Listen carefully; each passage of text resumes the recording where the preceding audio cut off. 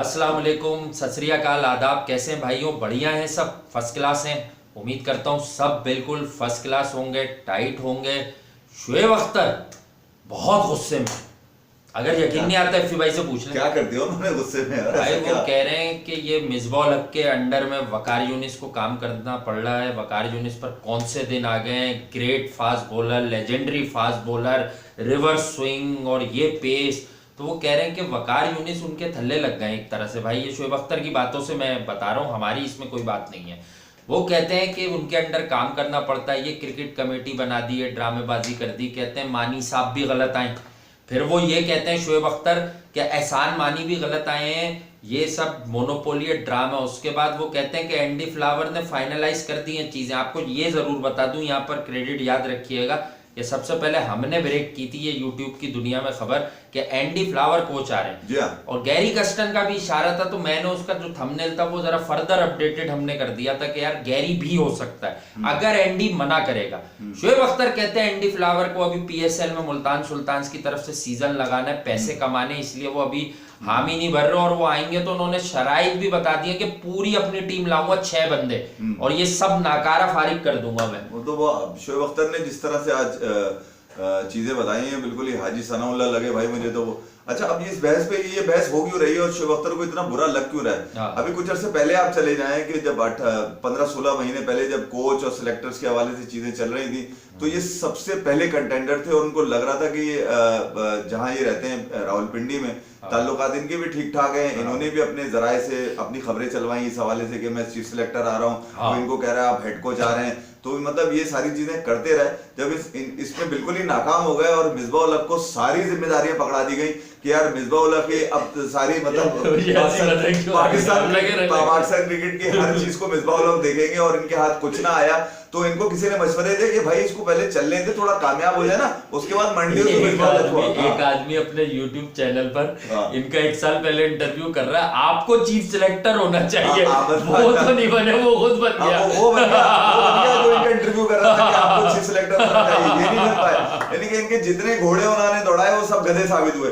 अब आ जाए इस बात के ऊपर कि आप मिसबाह उल हक क्यों माठा लग रहा है, पीसीबी क्यों मेडिकल लग रही है, बिल्कुल बेकार लग रहे हैं, वसीम खान क्यों नहीं लग रहा है, वसीम खान क्यों नहीं लग रहा है, वसीम खान को किसने अपने कवर के तौर पे रखा हुआ? तो ये शुएब अख्तर की उस वीडियो के अंदर साफ जाहिर है। मतलब वो ये अब ये बताना चाह रहे हैं कि सबसे ज्यादा दर्द मेरे को है। पाकिस्तानी क्रिकेट जो लवर्स हैं वो इतने सादा लोग हैं, वो इन लेजेंड्स के जाल में आ जाते हैं, ये फंसा लेते हैं अपनी बातों से, उल्टी सीधी बातें कर करके फंसा लेते हैं, क्योंकि वो उनको पता है कि यार कोई भी उनका ना स्टेट चेक करता है, ना उनका कैरियर चेक करता है, ना ये मालूम करता है कि इन्होंने किंग्समीड में क्या किया था। वो तो ये बता देते हैं डरबन के अंदर, उससे पहले वाले में इन्होंने क्या किया वो मैं बताऊंगा आपको ना यार, कि इनको मार कितनी पड़ती थी और ये किस कदर मार खाने के आदी बन चुके थे। कभी तो देखिए यार, जब आपको मुस्तकिल मौका लगता रहेगा तो कोई 1-2-5 विकेटें, तो जैसे इफ्तिखार ने 5 विकेटें ले ली, साउथ अफ्रीका के एक मैच में कहीं इनकी अच्छी कोई कारकर्दगी है, बाकी में ख्याल में उसके अलावा नहीं है। मगर coming back to Shoaib Akhtar ने, उन्होंने मिसबाह उल हक को माठा क्यों कहा? मिसबाह उल हक को माठा, मेडिक्योर और अजीब सा और ये और वो टुक टुक सब कह गए। वो इस वजह से कह गए कि इस दफा भी इनके हाथ कुछ नहीं आया। कुछ इसलिए नहीं आया इनके हाथ कि एंडी फ्लावर को पीसीबी ने ग्रीन सिग्नल दे दिया। एंडी फ्लावर ने अपनी मजबूरी बताई कि यार अभी पीएसएल का सीजन है, यानी आपका मतलब वो ओहदे के पीछे भाग रहे हैं। बिल्कुल ओहदे के पीछे भाग रहे हैं भाई। अगर तो मिसबाह उल हक इतना माठा, पीसीबी इतना मेडिक्योर, एहसान मानी बेकार, तो ये तो अभी की बात थोड़ी है, तो 2 साल हो गए इस बात को।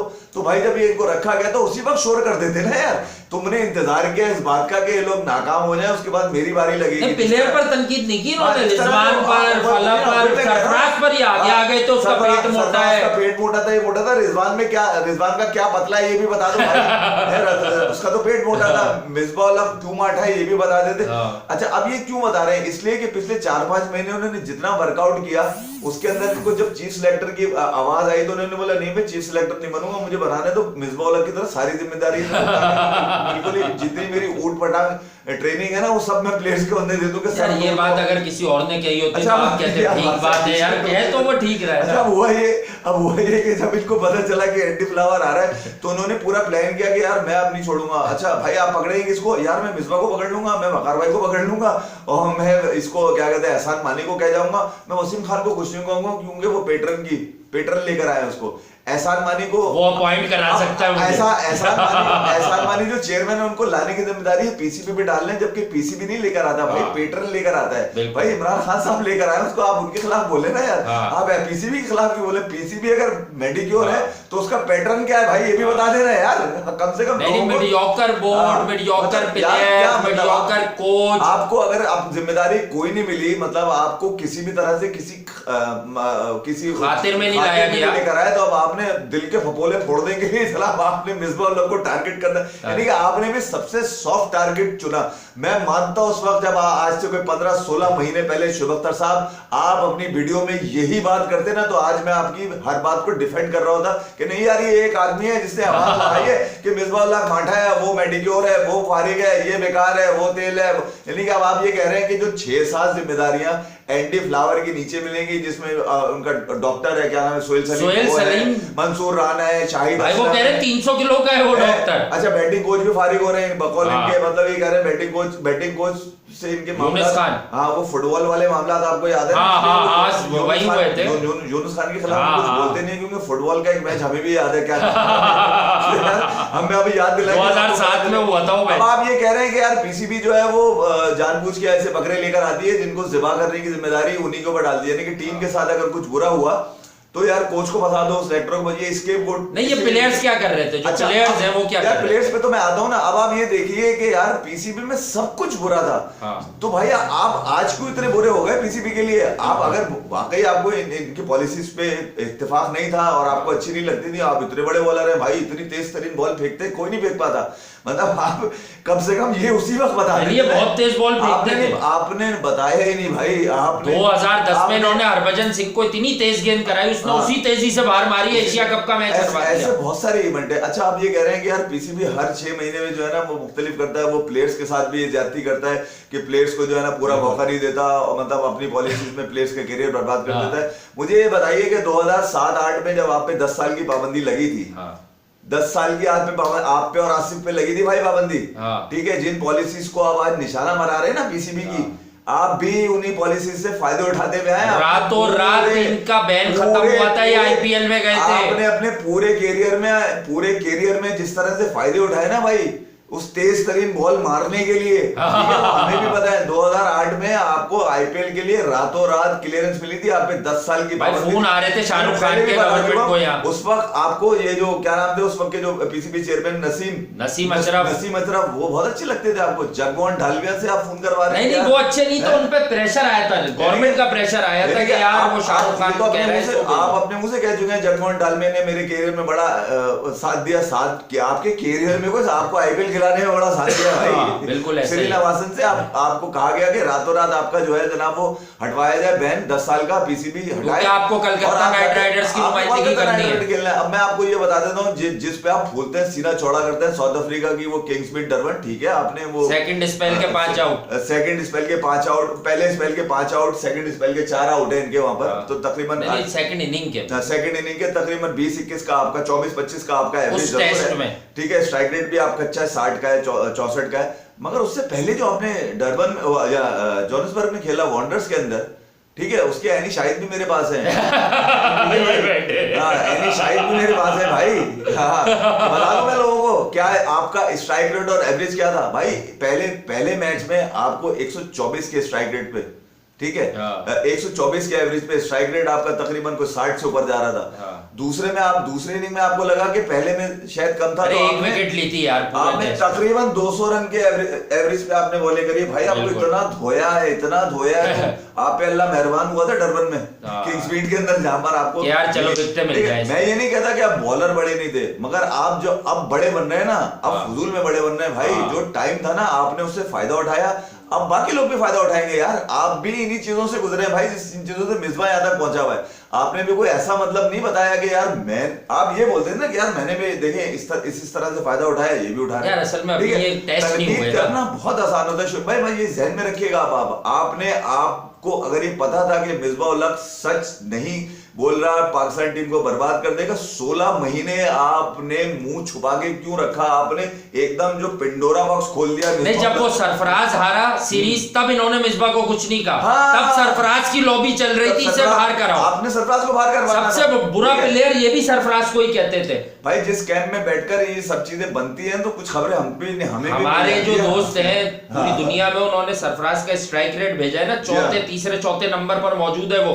2010 ऑनवर्ड्स जिस बंदे ने 2000 रन या उससे जायद बनाए, उस लिस्ट में वो स्ट्राइक रेट वाइज इतना ऊपर है। पाकिस्तान क्रिकेट को श्रीलंका सीरीज हारने के बाद जो धचका लगा था, ठीक है, उसका उस धचके का असल जो मतलब निशाना बना वो सरफराज बना। बाकी तो आपके सारे मौके पट्टर थे, आपने सबको उनको मौका दिया। आपने बोला कि यार सरफराज हट गया, कोई बात नहीं, अब जो है टीम अच्छी। 6 कप्तान फिर खड़े कर दिए इन्होंने, बाबर तो शादाब तो इमाद तो रिजवान। कम से कम आप अगर क्रिकेट के हलकों में आपका सबसे ज्यादा उठना बैठना है, आप पॉलिसीज भी बना सकते हैं, आपके साथ लोग भी अच्छे हैं, तो भाई एक काम करें ना यार, आप भी वही काम करें जो मिसबा कर रहा है। इसमें क्या बुराई है? इसमें क्या बुराई है यार? तनकीद करने से कुछ हासिल नहीं होगा। मैं तो अगर आपकी इस बात को उठाकर आज यहाँ बैठकर ये बात कर रहा हूं तो मैं सिर्फ इसलिए कर रहा हूं कि आपने ये सारे फायदे हासिल किए अपने कैरियर तक को बचाने के लिए। क्योंकि जो बात सुनिएगा, क्योंकि जी ये जो आप शोएब के बारे में कह रहे हैं, आपको पता है जब शोएब अख्तर अनफिट हुआ सी, मैंने बुलाया था इसको 2007 में साउथ अफ्रीका, उधर भी इसने 4 विकेटें ली थी। एबी डिविलियर्स को भी विकेट ली इसने। एबी डिविलियर्स की जी आप गलत बात ना कर, आप करते सिर्फ तनकीद। मैंने देखा बेवजह की तनकीद नहीं यार, मैं ये कह रहा हूँ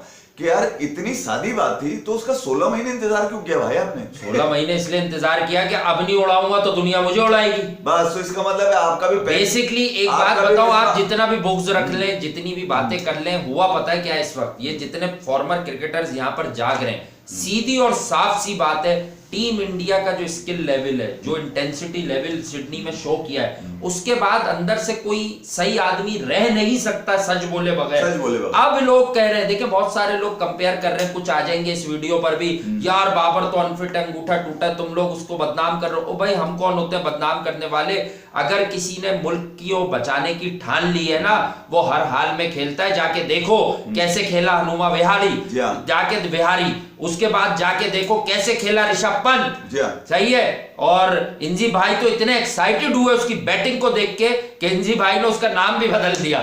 वो क्या कह रहे थे इंजी भाई, पता नहीं, पंडित, ऋषि पंडित। तो इंजी भाई तो इतने इंजी भाई ने उसकी जो है ना पूरी वीडियो मंगवा ली और इमाम को दे दी है कि बेटा देख, अगर जिस दिन ऐसे खेलेगा उस दिन खेल पाएगा। ऐसे खेलते हैं। तो अब आप ये समझ गए होंगे कि अब जो ये कोच को लेकर सारा मंजन बेचा जा रहा है मार्केट के अंदर, कि यार इनकी वजह से। अब आप ये वासे जो इतनी देर से पूछ रहे हैं प्लेयर्स का क्या है, प्लेयर्स का क्या है, भाई ये मैदान में उतरे हैं एजेंडा लेकर के प्लेयर्स को बचाओ, क्योंकि प्लेयर्स जो है ना वो सियासी पंडितों की वजह से। खूबसूरत तस्वीर देखी है मैंने कल, क्या मैं बताता हूँ आपको। मोहम्मद वसीम बैठे हुए हॉट सीट पर, राइट पे वकार यूनिस है। पाकिस्तान क्रिकेट के जवाल की कहानी बता रहा हूँ। वो हेड कर रहे हैं, एक तरफ मिसबा है, एक तरफ वकार है। एजाज अहमद भी अच्छी खासी क्रिकेट खेल लिया पाकिस्तान से, तो एजाज अहमद भी बैठे हुए हैं वहां, और एक आधा बंदा और है। तो ये मोहम्मद वसीम सामने फ्रंट व्यू लीड कर रहे हैं चेयर को। ठीक है, हो सकता हो पाकिस्तान क्रिकेट के लिए अच्छा करें। तो मसला ये है कि मोहम्मद वसीम किसी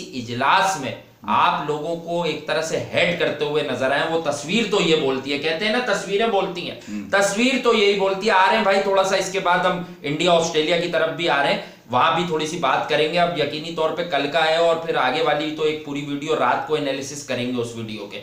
तो ये है कि अब सवाल ये पैदा होता है कि हम ये नहीं कहते कि कोई कोच अच्छा है। भाई मोहम्मद वसीम, वकार यूनिस, मिसबाउल हक, इन लोगों को क्या समझा रहे हैं, क्या पूछ रहे हैं? अगर वकार यूनिस की समझ इतनी ही माठी है तो मैं बहुत माजरत के साथ कहता हूं, बैश नहीं कर रहा, बैश नहीं कर रहा, व्यूज नहीं बटोर रहा। विक्की भाई प्लीज यार, आप मुझ जैसे बच्चों के हीरो रहे हैं यार एक दौर में जब हम छोटे थे यार, मतलब खैर बात कहते हैं, अभी भी हीरो हूं यार। आप ऑस्ट्रेलिया में क्लब क्रिकेटर्स को तरबियत दे दें, क्योंकि आपने वहां अप्लाई किया था तो उन्होंने तो मना कर दिया था, तो आप हर दफा यहाँ आ जाते हैं और उसके बाद फिर आप चले जाते हैं।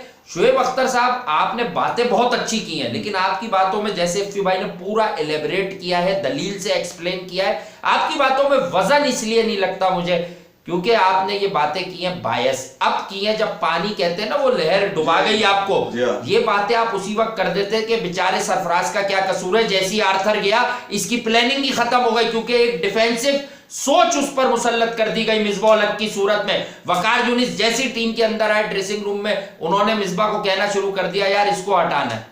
तो समझ जाए आप लोग, बहुत ही सिंपलीफाई में मैंने आपको चीजें बता दी हैं। और ये जो एजेंडा लेके शोएब भाई बैठे हुए हैं इस वक्त, अब मैं ये कह रहा हूँ कि शोएब भाई जो भी है, शोएब अख्तर का जो भी है, कि दुनिया जानती है उनको, बड़े उनके यूट्यूब पे बड़े फैन हैं, उनके लाखों करोड़ों के हिसाब से उनके सब्सक्राइबर हैं, उनको फॉलो करते हैं, एक वीडियो उनकी कई लाख की होती है। मैं ये कह रहा हूँ जो शक्ल शोएब अख्तर ने पेश करी है पाकिस्तान क्रिकेट की, वो तो उसमें तो मुझे तो ऐसी कोई भी चीज नजर नहीं आती कि ये बैलेंस कोई कर पाएगा।